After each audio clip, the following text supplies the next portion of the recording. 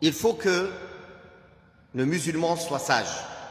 Premièrement, avant les situations qui peuvent mener à la séparation, il essaye de régler les problèmes. Pour pas que ça en arrive jusque-là, pour pas que ça s'envenime. S'il voit une situation s'envenimer à la maison, il essaye de la régler. Il ne la laisse pas comme ça couler. Parce que plus il laisse, plus ça va s'envenimer. Deuxièmement, s'il n'a pas réussi, au bout du compte, il a été obligé de se séparer de cette femme, alors qu'il fasse en sorte que ça se passe le mieux possible. Le mieux possible. Même s'il a mal, même s'il considère qu'il a été opprimé, même si il subit des nuisances de cette séparation, qu'il pense à la récompense qu'il a auprès d'Allah et qu'il n'oublie pas que sa manière d'agir avec les autres, elle est avant tout une relation avec Allah et non pas une relation avec les gens, surtout s'il y a des enfants. Et que jamais aucun des deux parents ne monte les enfants contre l'autre parent. Ton père n'est pas bien, ta mère n'est pas bien, ta mère est comme ci, ta mère est comme ça, ton père... Quoi que tu dises, ils sont bien ou pas bien, ça reste ses parents.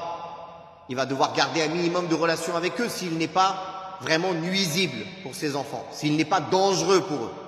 Bien sûr, s'il est vraiment dangereux pour eux, ou elle est dangereuse pour eux, ça c'est une autre question. Mais c'est rare qu'on en arrive à ce point-là.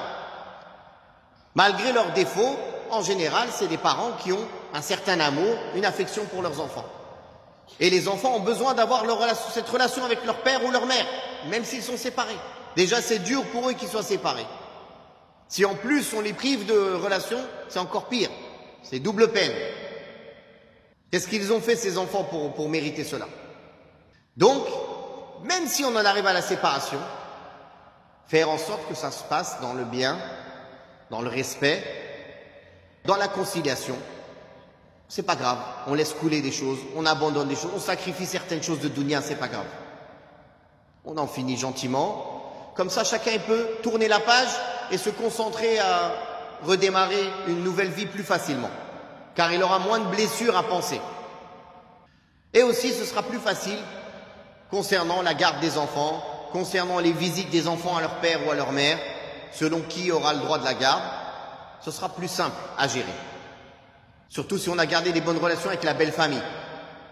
Comme ça, au moins, ils pourront nous aider pour les visites des enfants, pour les relations avec les enfants.